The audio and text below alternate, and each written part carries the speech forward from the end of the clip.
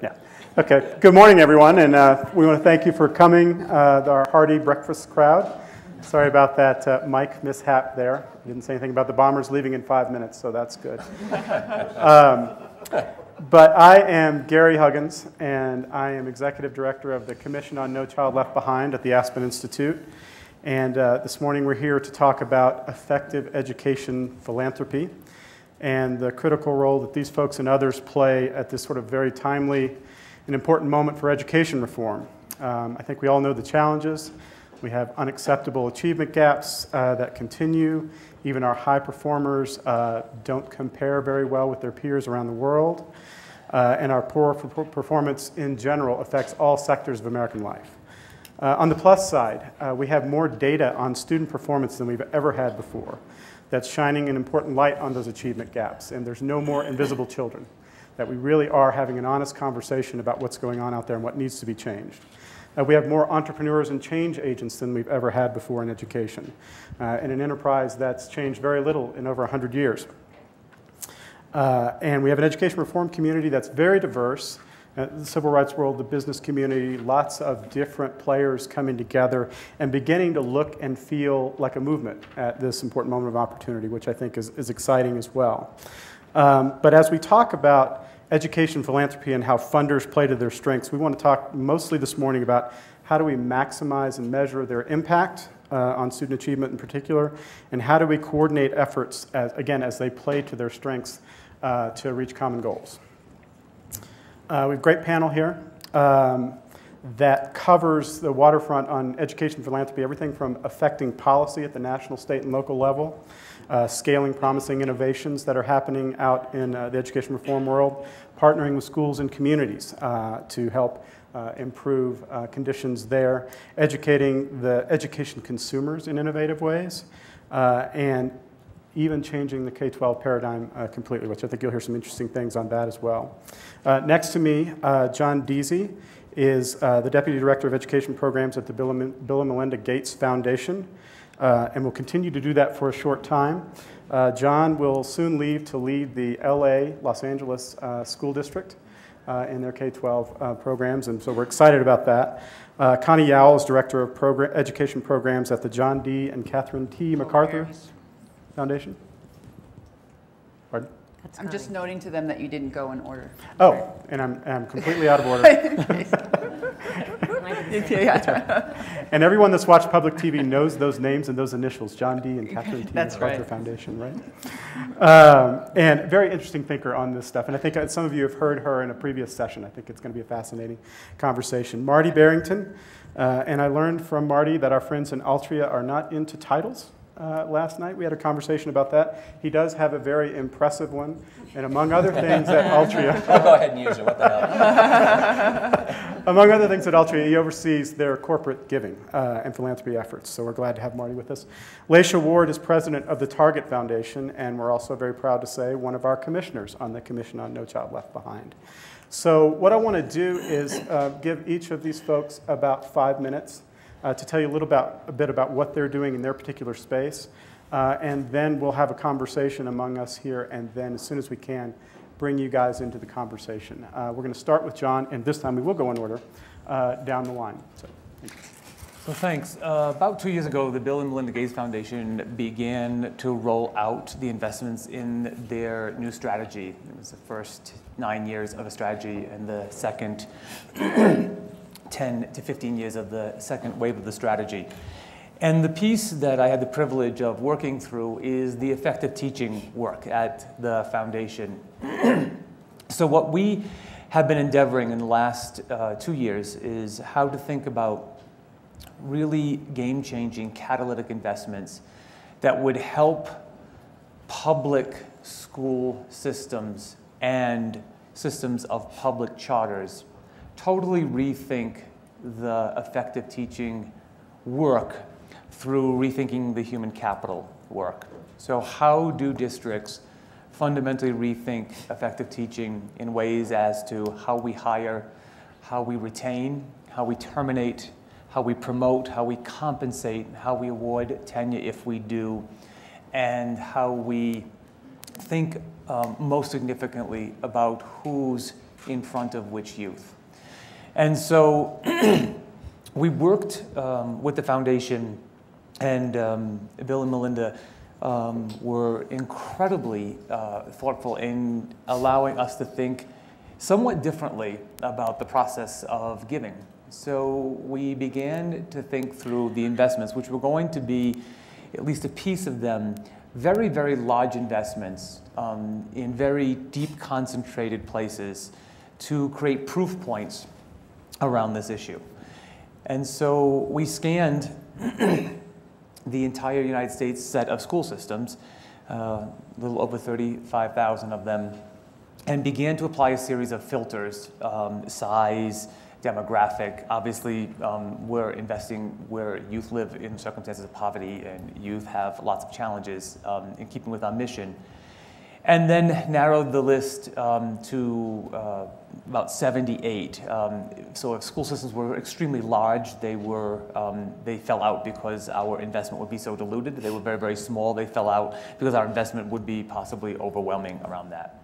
And then began to apply another series of filters around state laws and district laws that either could jeopardize this work. So for example, if a state had a law which prohibited the linking of an individual student ID and a teacher ID, we obviously couldn't work in that state, and all those districts came out. Eventually came to 20 districts and went out and said, could we visit? And spent several days of meeting and trying to understand what it is they really wanted to do, and what were the conditions of governance, what were the conditions of organized labor, what were the conditions of leadership, et cetera. And then invited 10 districts in a process where we said, we want the most radical, bold, sustainable plan to totally rethink these pieces. And we want to help you create it, and we will choose one or two of those. But the process is, you're going to do it as a team, and our team had to include the heads of labor, the heads of governance, so if it was a school board president, superintendent, teacher voice had to be on this team, and we actually gave a substantial donation to help you create the plan. And the hitch was everybody's team had to understand what everybody else's plan was doing. And so you repeatedly, over the course of 9 months, had to show the progress on your plan very publicly to others. And so this cooperative competition model elicited kind of work we'd never expected. Extraordinarily bold plans. They were remarkable. And at the end of the day, our investments were more because we didn't anticipate that these would come forward in. And we made 4 very large investments in the cities of Pittsburgh and Memphis and Tampa, Hillsborough County, and a set of 5 CMOs in Los Angeles, and 4 modest investments and in other cities in the country. And to date, after the first year of work, the results have been, in my opinion, astonishing. The ability of watching districts say that we will no longer make placements on seniority, and we will no longer create compensation based on step and column, that teachers' effectiveness is measured by a basket of indicators, including student achievement over time, totally rethought teacher evaluation pieces, totally rethinking the concepts of tenure and promotion, and of course, most dramatically, compensation. And they've led to kind of, in my opinion, kind of breakthrough contracts around organized labor. Pittsburgh's a good example, just ratified a contract which is like on any other I've ever seen. A little bit about the work. My comments about, so what did we do in thinking through this? I think 3 things. One was we created a very different kind of space to have conversations which just weren't possible or didn't happen before. And those were conversations around the thorniest and probably the kind of most third-rail issues inside of school systems. Second of all is everybody's knowledge in that room became everybody else's. And so the idea that just one district off in a corner found a breakthrough and that was nice, everyone learned from everybody else. And so this kind of public sharing of knowledge through this investment, I think, was a big piece to this. And then the last piece around this investment was we're going to go away. These are not infinite investments. They're very finite investments. And we really used a good chunk of the opportunity to help the districts think about long-term sustainability. How do you rethink your current budget so that these breakthrough practices both go to scale outside your district and last when our investment goes away? It's a little bit what's been happening in the last 18 months. Thank you, John. Laysha. Hi, I'm Laysha Ward, and I'm representing Target Corporation and the corporate perspective in education philanthropy. I hope that you're all familiar with Target. Who's shopped at a Target store? Okay. Probably more women than men, but I say that because I think it's a part of the context in which I'll share my comments. We are a publicly traded company with a variety of stakeholders, and I think that's an important point of differentiation as I talk about corporate engagement in this work. We are a large Fortune 30 company.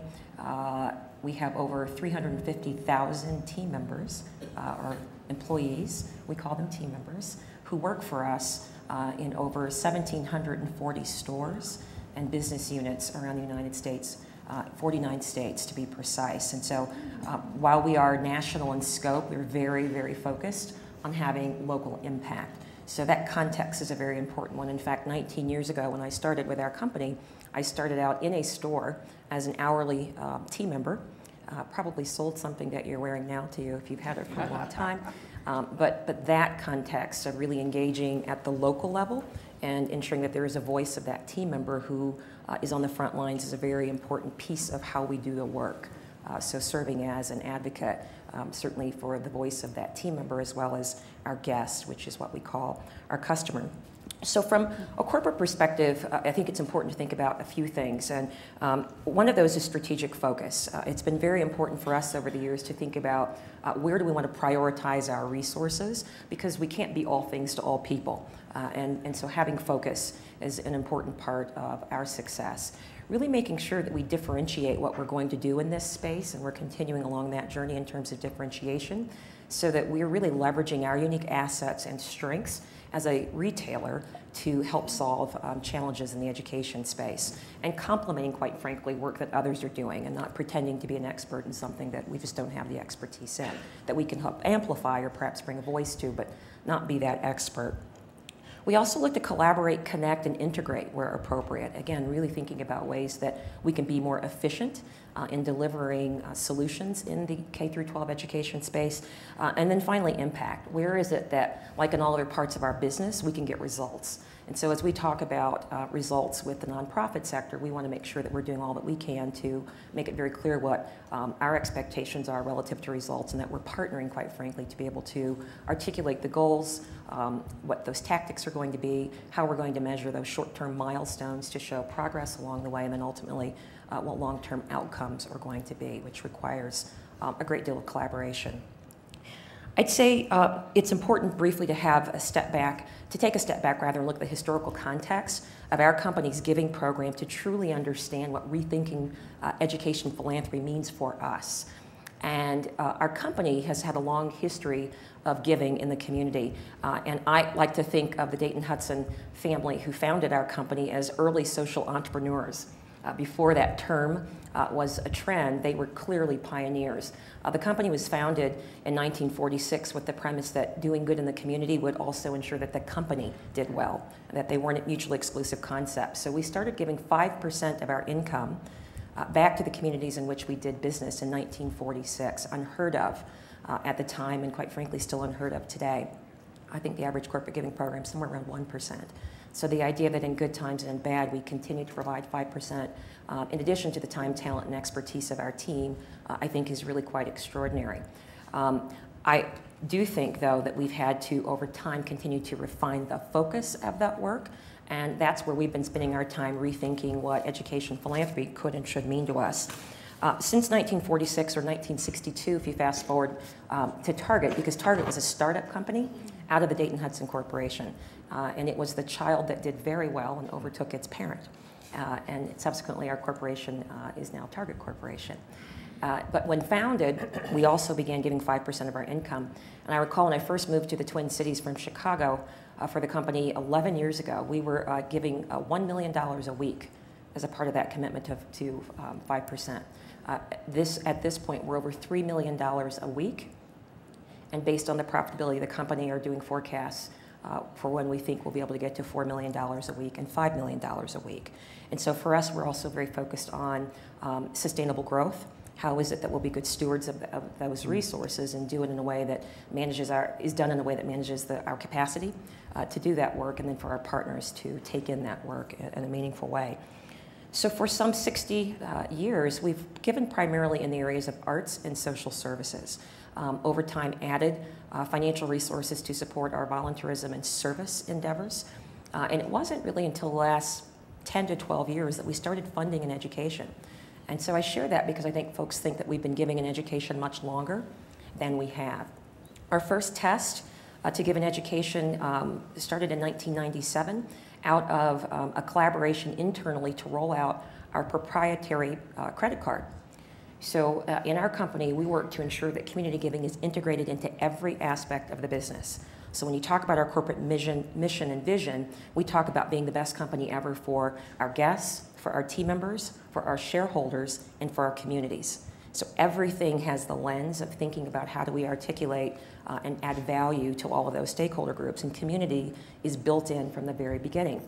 And so when we were thinking about that rollout, we were at the table with that business unit thinking through beyond a traditional rewards program, what would add value to that, and we decided on an education test. So in 1997, we did what I would call the first year-round cause marketing program, and it allowed our guests to designate up to 1% of their red card spend to a K-12 public or private school of their choice. And I think we all thought that test, while interesting, was a little half-baked and likely wouldn't last, so they let us play. We gave that first year probably to 8 to 16 schools, about $1,500. This year we have over 100,000 of the nation's K-12 schools involved in that program, usually somewhere between 75 to 85,000 active on an annual basis. And with this September payout, we will have given about $300 million in undesignated resources to the nation's K-12 schools. So it becomes, particularly in these challenging economic times, an opportunity for schools to come together and convene around ways to leverage these undesignated resources to meet unmet needs in a very powerful way. And we think that's added a lot of value over time. Fast forward to how we've rethought education philanthropy today, learning from that test, we've decided that all of our focus areas cannot be created equally, funded equally, and executed equally for us to have the kind of impact we'd like to have. So through a strategic planning process, we set up the case for the corporation to make K-12 education the centerpiece of our philanthropic endeavors. And that was supported by the organization. And so starting in 2010, K-12, again, is the centerpiece of our efforts. We look to connect our work in the arts, social services, and volunteerism and service to K-12 education for greater impact. And even more so honing in on the important academic milestone of reading at grade level by the end of third grade, given the importance of that academic milestone and some of the early work we've done in that space. So again, you'll see us continue to hone in on our focus in that area to put more emphasis in a singular point of view and area of focus so that we can have deeper impact, and to ultimately put more kids on the path to high school graduation so they're college and career ready. And we'll look to then leverage all of Target's unique assets to ensure that we're driving towards that singular outcome in a meaningful way. And just briefly then to close, we think we're going to be able to do that by focusing again on our unique strengths, which we believe are being local. Target is local. We're in every community around the country, so we do try hard to listen, act, and respond locally. We've been out in the last 6 to 8 months. We've met with over 40 local school districts, having conversations with local school districts, really understanding what their unique challenges are. We have a Target teaching circle where on a monthly basis we're talking to over 450 public and private school educators about the challenges that they face in their work. And so that localization concept is one that we think will add a lot of value. We want to leverage our unique strength and passion in design to drive innovative solutions in K-12 education. So when you think about what Target does really well, we do design solutions incredibly well. And so we're very focused on making sure that we're able to apply that to the K through 12 education space. And then finally, just inspiring parents and caring adults. I mean, we have a consumer base that is significant, and our core guest is a mom with 2 children. And so we really feel like our voice, our reach, and our approach is one that can become even more laser focused on ensuring that parents and caring adults are advocates for their children and able then to really help create a movement around the education crisis and solutions in education. And we've got a number of programs that we're testing so that we're able to really leverage the parent as an advocate on behalf of their child. Look forward to having a conversation. Thank you, Laysha. Marty? Thanks, Gary. Good morning, everyone. I'm Marty Barrington. I'm with Altria Group. Altria Group's a publicly traded company. We're headquartered in Richmond, Virginia. Market cap of about $40 billion. We have about 10,000 employees. We're in the consumer packaged goods businesses. Altria has been, I think, like Target, prided itself on having a long philanthropic history, and we continue to have that today. We've gone through a number of corporate changes, but we continue to pride ourselves in that. We've chosen 4 areas philanthropically that we focus on, 2 of which are relevant to the conversation this morning. One of them is, of course, education, and the second is positive youth development. We sell tobacco and wine products, among other products, and so we have issues about underage use. And part of what we've done to address our responsibility in that area is to make sure that we're playing a role in having kids grow up and make the right choices. And they make the right choices in school, and they make the right choices out of school and in other venues. And so our giving programs have been really across that space. And so just for order of magnitude, for example, our annual giving in both those areas, which we connect for these purposes, I think, of the conversation this morning, is somewhere between $25 and $30 million. So while it's not a Gates Foundation size, I think in the corporate world, in terms of a corporate giver, again, in Richmond, Virginia, kind of a medium-sized city, I think that we're viewed as a fairly significant player in the educational space. I would say there are 5 characteristics to the approach that we've taken. And again, Gary, I just thought I would say this as an example of an approach one might take, not to suggest it's the approach, but the approach that we've taken. And I would pick up on some of the words that you used about focus and impact and making choices, because you have to make choices about your dollars. These are shareholder dollars. You have to make the business case about why you're in this philanthropic space. And increasingly, you have to show that there are results and that there are positive outcomes. Otherwise, you can't make the case why you should give away shareholder money or why you give it here as opposed to there. So here are the choices that we've made, just as an exemplar. One is we've chosen to focus for now on the southeastern United States, and in particular in Richmond, Virginia. We know that the education problem is a big one. It's national. We have huge achievement gaps. But we partnered with someone wise who told us, start where you are. Make a difference where you are, and we're in Richmond, Virginia, and so we have other locations throughout the country, but really our presence is in southeastern United States. The good news is we have assets there. We have our corporate headquarters there. We have thousands of employees. We have good relationships in the political community and the cultural community.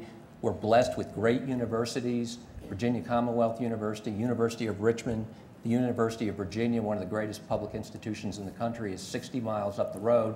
There's all these assets that we can leverage if we want to make a difference, and that's one choice we've made. Another choice we've made is if you take the pipeline of children moving through our educational system, while we do have supports along the pipeline, including secondary education and post-secondary education, we really have focused in on middle school. We think the research shows that that's really a crucial time in children's lives. It's when pre-adolescents and adolescents start to make the choices that move them down paths. This is especially true with respect to positive youth development, where kids are making lifestyle choices. And we believe, if you can improve those choices, you will improve educational outcomes. Educational outcomes help improve those choices, so we're working there. A third choice we've made is we've heavied up on so-called STEM disciplines, science, technology, engineering, and math, because we're a manufacturing and marketing company, and that's on strategy for us. This is another important thing, I think, for corporations and philanthropy. I guess there was a time when people sort of gave away money because they thought it was the right thing to do or made people feel good.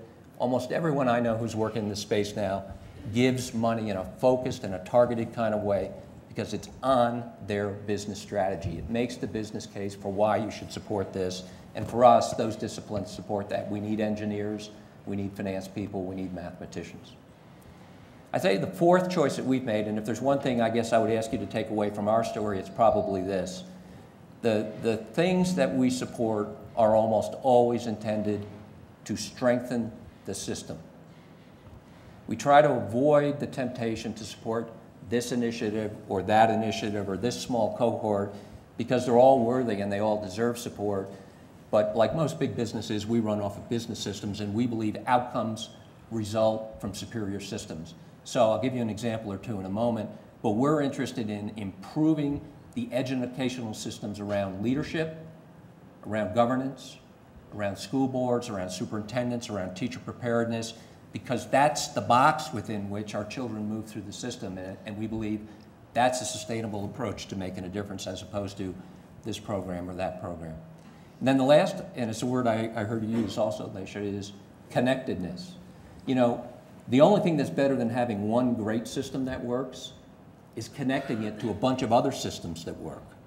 And so we spent a lot of time trying to figure out how can the system that we're trying to influence be connected to other systems. I've mentioned the universities of Virginia. It's a great example. You go up the road to the University of Virginia, they have a crackerjack school of education, graduate school of education called Curry. They have one of the best business schools in the country called the Darden School. Darden and Curry work together with us on leadership development programs for educators. It's a way of connecting systems together. We work together on leadership development programs for the Richmond Public Schools. In Richmond, we have an urban public school system. It has about 24,000 kids, about 45 different school locations, and it has all the characteristics of many urban schools. It has a lot of challenges. We are trying to put our muscle against the Richmond Public School to see if we can influence those outcomes as well there. So for us, it's about those 5 choices. We're learning as we go. You have to adapt, but I think we believe we're on the right path, particularly in the southeastern United States. Great, thank you, Marty. Connie. Hi, I'm Connie. I have 2 small children, and I visit Target on a weekly basis. Thank you. It's about the Legos. I'm at the MacArthur Foundation. And I would say I think we take probably a slightly different approach when it comes to education. So I think in terms of the role of philanthropy, and we may all agree on this, I think philanthropy, let me start off by saying I think philanthropy has a different role to play than perhaps government and or business, which is to say that I think often public dollars and business dollars are often caught in having to deal with short-term issues and immediate issues, and philanthropy has the privilege of being able to look at the long term.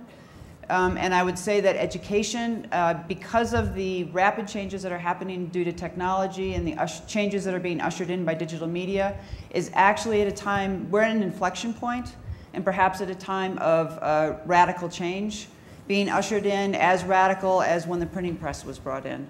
And so I would say that we're actually at a time in education where we could be thinking about radical change. And so when you talk about innovation, you can be talking about a kind of innovation that is about efficiency, which could be on the one hand making the horse run faster, or we could be talking about a kind of innovation which is about moving into an entirely new system or an entirely new way of thinking about something. And so there's probably no other sector that is better suited to bringing in new paradigms, to thinking about new conceptual frameworks and new conceptual ways of thinking about things than is philanthropy, and I often think that that is the job of philanthropy. And so part of the work that we have been thinking about at MacArthur and thinking about in terms of education is how do we want to think about education in the 21st century? How do we want to get out of the box that has currently defined education for the last 100 to 150 years? We know that the classroom hasn't changed in the last 100 years. How do we begin to think about what learning should look like in the 21st century? And not tweak at the edges. And so how did we get to this place? MacArthur's been around for 30 years, and so for 30 years we have been heavily invested in education. Prior to 2004, we had probably a $50 million, we'd put over $40 million into Chicago education, which is where we're located. We'd invested, we had a $40 million initiative in district school reform. Had all of the principles of a lot of the things that we're talking about today. We were invested in several districts, doing deep, deep district work. After several years of very hard work, watching 11 superintendents turn over in 3 districts and sort of seeing the needle on school improvement move, probably not at all, we decided to take a step back. And we decided that instead of working in schools and working on district reform, we'd spend some time with the kids. We wanted to have a sense of what they were doing outside of school. And we wanted to sort of look over the horizon and get a sense of what learning might look like in the future and what they were doing with digital media. And we learned very quickly that it wasn't about the future, it was about now. And we learned pretty quickly that digitally savvy kids were doing some extraordinary things with digital media in terms of learning. And we learned very quickly that learning happens, as we all know, it happens everywhere. And that perhaps we should be really thinking about not just education as it's defined in a school building, but that we should be thinking about learning as it happens everywhere and beginning to think about how we can support that learning more robustly. And so we started an initiative in 2006 called the Digital Media and Learning Initiative. We've put probably $80 million into it and we'll continue to fund that. And so I just want to say in some quick bullet points some of the things we've learned from the kids, not that the kids should be leading us, but that we as adults, myself in particular, still look at the digital media as tools and sort of think of them as foreign objects as opposed to something that just helps us learn and is a part of our daily lives, which is what, as I look at my 10-year-old who just runs through the day with using the digital media as he needs it, as folks that we can learn more easily from. So a couple of shifts that we've made as we think about learning and then how it has affected our grant making. So one is, as I've mentioned, we've made a huge shift from thinking about education. We don't really talk about education in our grant making so much. We really focus on learning and want to understand and think about how to support learning more robustly. Secondly, we've really shifted from thinking about the consumption of information, which I think is how we've defined education in traditional schools, to thinking about participation and what it means to support kids' participation in schools and their production, their making and doing of things and what that looks like. I really think that instead of innovating around outcomes, which is where I think a lot of the work is, that we need to be innovating around kids' engagement, and that engagement is around participation. Third, we've really shifted from thinking about what it looks like for kids to be in siloed institutions. What the kids have taught us is that they live in a networked world. And so learning happens across networked. We think that the delivery of learning is going to happen across networked institutions and networked communities as opposed to through siloed institutions. And so how do we begin to support that networked configuration? And I talked a lot about that yesterday in a presentation. And so what has that meant for our funding and what have we begun to look at? Just very quickly. One of the things that I think is incredibly important for philanthropy to support is research. I think over the last 10 years, we've really shifted both at the federal level and in general. We fund a lot of evaluation. And while evaluation is important, and I think that we have this rhetoric in education around knowing what works, if you fund only evaluations and outcomes, then you only know what works within a particular paradigm and what you already have implemented. You have to fund research in order to begin to understand new conceptual frameworks. So we fund ethnographies, we fund conceptual models, we fund basic research. It's the only way we're going to break out of our box and begin to think about a new paradigm and new ways of thinking. So I can't encourage philanthropy enough to go back to funding broader research. It's absolutely critical. We don't have all the answers, particularly in this new world of digital media. And I just don't think there's enough funding in the field of research. Secondly, we're really beginning to rethink what we're calling learning environments. We've typically defined learning environments in terms of a teacher's interaction with the student with resources, commonly curriculum. But what we're learning, and we talk about curriculum, we want kids to memorize and to understand content. And so we really think about content, content, content. But what we're learning from the kids is content is just the context in which they produce and create. And so it's the medium by which they go about pursuing their interest in creating things. And so it's a huge shift in how you think about what a learning environment is. And so when they're in their video games, or when they're using mobile phones, or when they're making hip-hop music, that's when the content matters. And so they may be pursuing something of interest, but it could be a book about, for us, it could be a book, it could be a literature book, it could be what all the things that we care about becomes the context for which they're creating. That makes a very different learning environment. So they're not sitting down to memorize a book or content. They're instead using that content to solve a problem. I don't know if that makes sense, but that's the learning environment that actually engages them. So if you study engagement, and if you innovate around engagement, you shift the meaning of content in the learning environment. It's been a huge shift for us, and it means that kids then become much more self-directed and are engaged for hours around the content, but in a very different way. Third thing is that we are completely rethinking what institutional innovation looks like. So our museums, our libraries, our schools that we've been funding look incredibly different if the learning environments look different and if they're networked. And so we're building out learning networks in both Chicago and in New York to rethink how institutions come together. So if the school is not responsible for everything, but is instead networked with libraries and museums and after-school programs around what lifelong learning looks like for kids, it's an entirely different experience for what the teacher's role is and for what the student's role is. And so if in a networked environment, learning looks very different. And so that's part of the work that we're doing. And I'll stop there. Great. Thanks, Connie. Well, we really want to pull you guys into the conversation. So please think about questions. We'll have microphones going around in just a second. And I'll just ask a question or two to get us started. It's really interesting when you talk about, again, playing to your strengths. And you all have sort of different ways of getting at this, different strengths. And in this era that we're in of more data, more light, more transparency than we've had before, it seems like there ought to be some opportunities to coordinate those efforts as you guys play to your different strengths and do different things, have those things tie together. So I'm just curious what you think is happening along those lines, or what needs to happen. I guess ask that question two ways.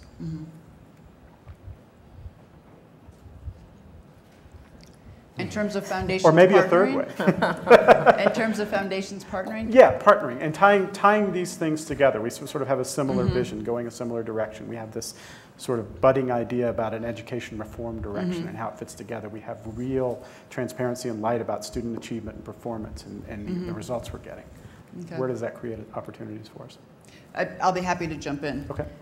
So we have been working closely with, as an example, with Hewlett, Gates, and the Lumina Foundation, as well as the Kellogg Foundation. So our work is very much, we believe that education tends to be a closed system, and it's very hard to do innovation inside a closed system. And it's also very hard. Innovation, if you look in the business sector, 8 out of 10 innovations you expect 8 out of 10 innovations to fail. And the mantra in innovation is fail fast, fail cheaply, and fail often. And the idea is to learn from that. And the last thing you want to do in education is to fail with other people's children. I mean, and education is a high-stakes environment.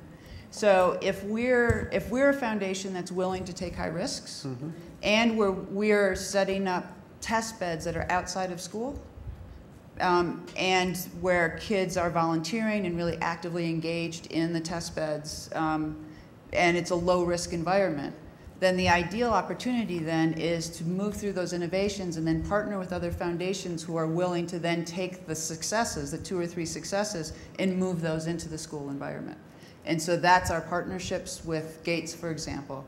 We've been working with Karina to begin to say, we've got 3 or 4 things now that have really tested out exceptionally well. Yeah. Can you think about scaling them in your school, in the works that you're doing in school? And so we've got several partnerships now that are working across schools to see how that works. One of the things I'd add, I think the Race for the Top application has convened conversations across sectors in a manner that has been really catalytic.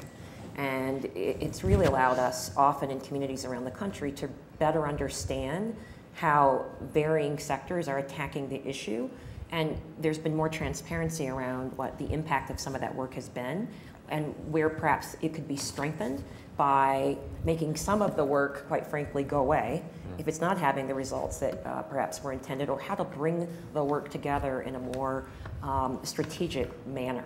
The difficult part becomes that we all think what we do is fantastic, right? And we all have a need to ensure that we are showing our key stakeholders that we have invested those resources wisely and that we're making a return on the investment. So getting all of us to sort of release certain aspects of the work for the greater good is difficult. And so I think, again, the Race for the Top application process has really helped open up a really difficult, healthy tension, I like to call it, that if we continue to wrestle with it will ultimately, I think, drive great change. But it's clear that many of us don't really know what the other is doing. Nor is there sort of a hub that will continue the dialogue coming out of Race for the Top applications to drive that work forward and help coordinate the work. And even more so, in my opinion, is going to be the next wave of federal investment in I3, which is the Innovation Fund grants when they come out. And really thinking about how we do actually more than collaborate, but do kind of multiple catalytic roles across partnered institutions and foundations. It's going to be a huge opportunity in the very near future. Okay, thank you. Can I ask, got one in the back here? If you just wait 1 second for the microphone to get to you. And stand up and please introduce yourself. My name is Randy Antic. Time and again when I attend these sessions and watch people like yourself on the stage, I'm struck that there is no leadership from the university system, whether it be the university presidents or the schools of education. Can you tell us why they're not on the stage or in the audience, and what should their role be, and what do you need to do to bring them in part of the system? I don't know why they're not on the stage. Because they don't give away gobs of money. Right, we didn't pick the panel. So I think that this is a really important question, and it's one where I'm going to speak just for our work in our space, and the reaching out process and understanding that there can be partnerships there have provided kind of rich opportunity on the innovation side, and the notion that we can be a partner about a piece of work without fundamentally changing either their mission or our mission is really the delicate dance that has occurred. I would say that in my time, I've seen a lot of doors opened and a kind of rich set of partnerships about mutual interest. It takes time, however, to develop that mutual interest around that. I don't think the absence here is indicative that it isn't either happening or desirous to happen, but I do think mission is a big issue that can sometimes bound the opportunities and the investments. I would just say that I do think the question is an excellent one, and we have lots of partners, I think, that we could put in the queue to come and talk next time about the topic. And I think when we work with universities, very receptive. It's about pipeline development. So when we think about that path to graduation and this need for connectiveness across the path, 0 to career and college ready, they've been at the table and willing to engage because at the end of the day, again, from a business perspective, you're developing a pipeline, right? So the product is graduating from high school, college, and career ready. They need a pipeline of students who, quite frankly, can move into those institutions and ultimately graduate. And so we've seen receptivity. It's not perfect, but in a number of our partnerships, they've certainly been at the table. Okay. Yes, ma'am, right here in the front. Thank you. Good morning. I'm Marjorie Minicozy, and I admire all the work that you're doing. My question is for John Deasy. I wonder how you actually channel the monies to is it the school district? Is it to an individual teacher? What criteria do you use? Is it to a district? Does the district then have a committee of teachers who then select from applications of teachers? Being an educator, I'm interested. Thank you. So in this piece of the work we've done, and there is obviously a vast, I didn't attempt to talk about the Gates Foundation writ large, global health, global development. I spoke about this piece around teacher effectiveness. The way that we've chosen to do this is that it is funding the work of the proposal.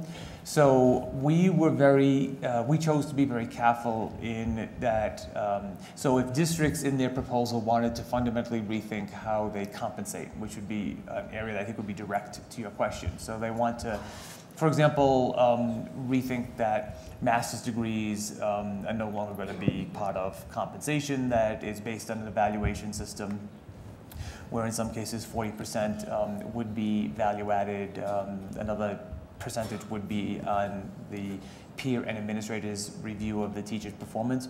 We don't fund the change in salary because that's really the district's responsibility. We would fund the development of a new and robust teacher evaluation system. We would fund, because that would be sustainable. We would fund the development of the data systems so that districts could be transparent about growth over time. We have funded the development of teacher academies. So this whole idea that the real need to train and support is, if not more important than the need to have a robust evaluation around that. So when we learn what we're struggling with, what are we going to do about that? We catalyze that, and that actually is a good example of doing that side by side with university and colleges. The decisions were made completely by the district. Our insistence was the framework that it had to be guided by legitimate teacher voice, and that it had the requirement of having the key stakeholders at the table. So teacher voice, teacher representative voice, which is labor, governance, which would be boards of education, and the leadership of the district itself in terms of superintendent. And why we ask that is that this needs to stay deep inside the drinking water, however bold they want to do that, long after we step away from our catalytic role. So decisions about where that went was actually so we funded their plan, they made those internal decisions. So we did not give individual dollars to individual teachers or individual schools. Thank you. Okay. I think I saw one right back here, and then you're next. Good morning, I'm Tony Kane. I spent the first 30 years of my career in the commercial sector and have recently founded a not-for-profit in the education space. In the commercial sector, there are natural market forces to address efficient allocation of capital. The four of you there and many across the country are allocating high quantities of capital. In the not-for-profit space, there seems to be much redundancy and a potential inefficiency for allocation of capital. Are there any organizations, is there a need to address redundancy and, speaking of research, a study on the efficient allocation of capital for better returns in the education space? Yeah, I think not only is your question or statement very, very important, it actually guided the new set of investments pretty deeply. So what's the upside of that is that we're being very mindful about that. What's the downside of that? People are saying, wait a minute, that's not how you used to give. You just give us the money like you used to do that. And that's what's with the social return on investment? What's with the dashboards? What's with the scorecards? What's with the quarterly reviews? What's with the understanding around the investment? And that has caused, to be honest, let's talk about that actually has caused a new round of tension between the two partners in this. So I think I just want to call that out. I also would call out the work of Marguerite Rosa, who's doing some deep thinking around this issue quite specifically inside of public school budgets and public school spaces. And her thinking about how investments are being made specifically around redundancies and around systems that are continually invested for low and no results are worth being called out. And I would also suggest that how we're all organized to do the work needs to shift as well. So our team, for instance, while we've looked at evaluation and operational efficiency over the years, it was done in a more ad hoc manner. And so we have a team that is very focused exclusively on evaluation, research, metrics, what we are able to do, what our partners are able to do, but they're also simultaneously focused on operational efficiencies. You know, as we scale, how do we do the work differently than we've done before? How do our partners internally and externally need to do the work differently? And then how do we leverage our business expertise and those of other experts in the field to bring that information to bear in a way that creates a new center of excellence around our research measurement and operational efficiencies, so that our business model for giving is operating in the 21st century way that the rest of our business is scaling to be successful. So if the product on the shelf is more kids graduating from high school, college, and career ready, then we're taking an approach that ensures that we're going to be able to deliver the kind of results with the right systems that surround that work for not only us, but hopefully to the extent that it can be achieved for our partners as well. The flip of that question is that there's actually not enough venture capital money in the education market for innovation. And so how can we start to leverage and bring in more venture capital money into new innovations to create a different kind of market for education? And that's also what we're working on. I have a very concrete and optimistic example, though. Your observation is spot on. We have a partner that we worked with, and we spent a weekend with them on something, and during the course of that, they learned about our corporate restructuring techniques and taking synergies where they're available, et cetera. They had recently merged. They had 2 redundant back office operations, and they came to us, and what they wanted from us was not money, although they always wanted money, of course. What they wanted was expertise about how we did it. How did we consolidate? How did we get the synergy? How were we able to shift the cost to revenue in our model, in their model to investment? And we had a terrific partnership with them about using some of the business skills that you're familiar with, I'm sure, to transfer to that.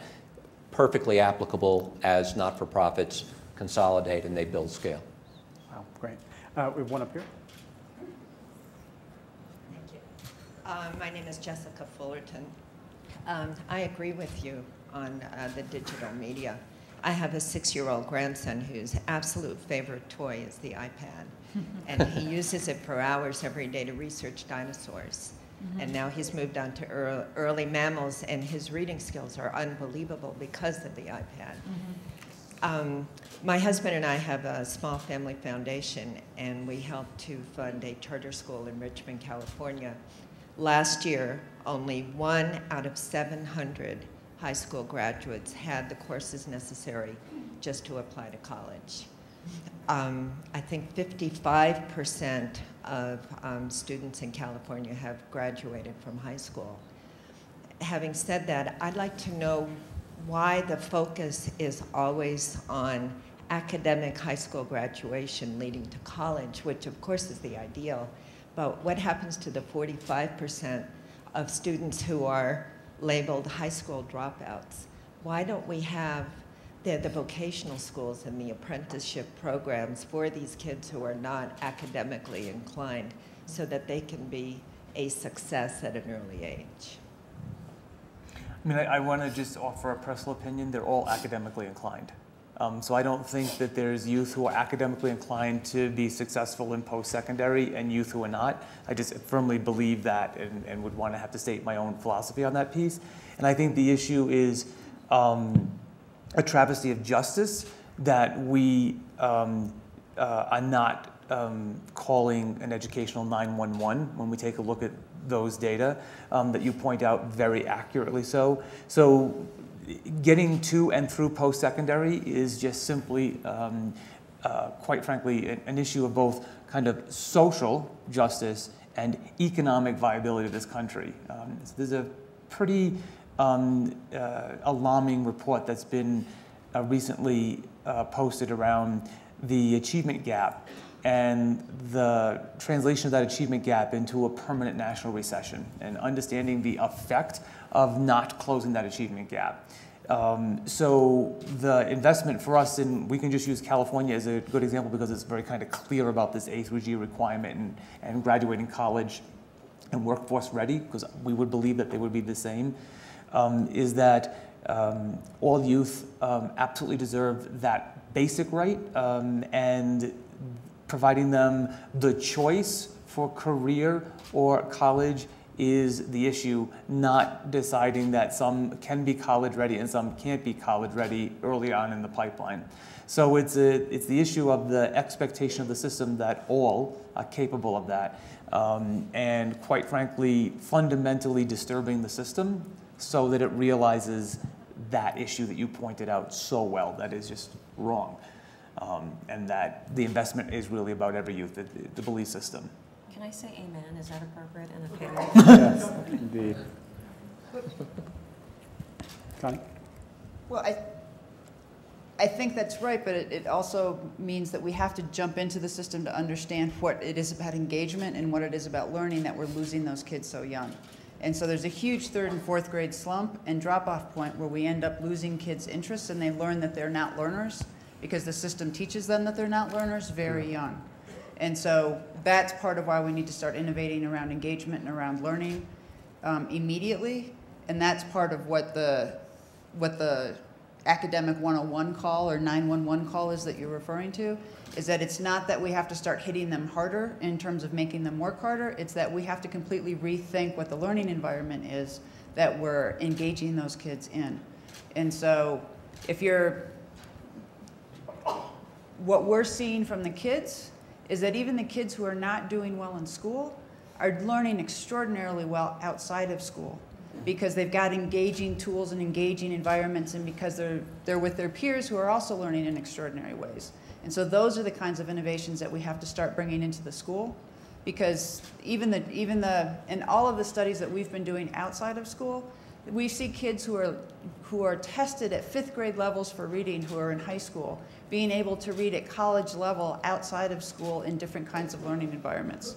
And so we're misunderstanding interest and engagement for capacity in a lot of different ways. And so part of what we're finding from our research is that if there are ways in which we can start actually creating learning environments for kids that are engaging for them, because we've created context for learning in schools in which there's no context for the information that we're giving them, it's meaningless for them. So that we're asking them to memorize and to do drill and skill kinds of learning in ways that doesn't have meaning for the kids and doesn't engage them. So your grandson is engaged with the dinosaurs because it's an engaging kind of learning experience for him and is meaning for him. And so that's the kind of learning experience we have to start engaging our kids in schools in which we're currently not, because we're so worried about accountability, and we have other concerns related to accountability and measurements that are detracting from the learning experience of our kids. And so that's part of what I think we have to start innovating on inside the schools. That's a very compelling, oh, go ahead. I would just also argue that for students and for adults, we have to all really fundamentally believe something that you hit on, which is that all children in America deserve to have a quality education regardless of race or class. I mean, do we all truly fundamentally believe that? And do we also fundamentally believe that they all have the right to graduate from high school ready for college and a career? I mean, because at the end of the goal, that's what you aspire to for your own children. So shouldn't we aspire to that for all children? And at the end of the day, I think we have to believe that all kids can learn. I am not sold that we really believe that all children, regardless of race or class, can learn. That is not always the way that we have been taught. You don't need to be sold. The behaviors are quite clear that we don't. The systems do not believe that. But we believe, so, Target, this is now I'm personal. No, I'm saying. We believe that all children can learn. And I think Absolutely. If you fundamentally believe that all children can learn, you operate differently.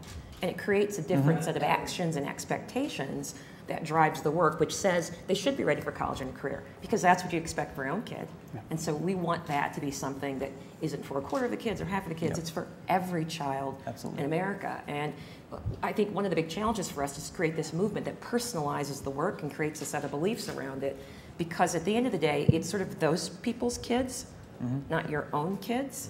And I often remind people, while I may sit in this role with some fancy random title, I am still the first in my family to graduate from college. Still the first. So us is them. And so I think that will fundamentally change the way we do what we do. And when you look at graduation rates, nearly 1 in 3 kids today aren't graduating from high school. Nearly half of African American and Hispanic kids aren't graduating. That is a crisis. And when there truly is a crisis in America, think about the Gulf. If we put the same attention that we're putting right now in the Gulf into education, I think we drive the kind of change that will impact this country in a very, very meaningful way. Can moderators say amen? I don't know. Yes. We have one more question, and then we have to. Hi, my name's Patty Alper. I'm involved with the Network for Teaching Entrepreneurship. I'm going to give you an example and ask a question. I've had the opportunity to be a mentor in inner city schools in the Washington area, DC, for the last about 10 years. I agree with Connie about the importance of relevancy. One of the students I work with, just to give you an example, loved mixing music. And with the coaching and mentorship, he launched a DJ business. He had to write a 28-page business plan. and over the course of 3 years in high school made over $100,000, supported his mother, as he still does to this day. So I guess my question is, do you all deal with or support mentorship in your programs? And I guess I'm also, I care deeply about the fact that there would be ongoing use and relevancy of what they're learning. The short answer is yes. At least in our work, we strongly support that, but it's a little bit more than that, and we're coming to find the true power of healthy mentors amongst adults. Teachers learning the science and craft of teaching requires the same kind of deep mentorship as the adult youth experience that you do. I mean, obviously, I know about it because you were very good in the last district I worked in, so we strongly support that, but we actually believe that that's for all people in the system. Okay, well, John, Laysha, Martin, Connie, and all of you, thank you. And the rest of your day.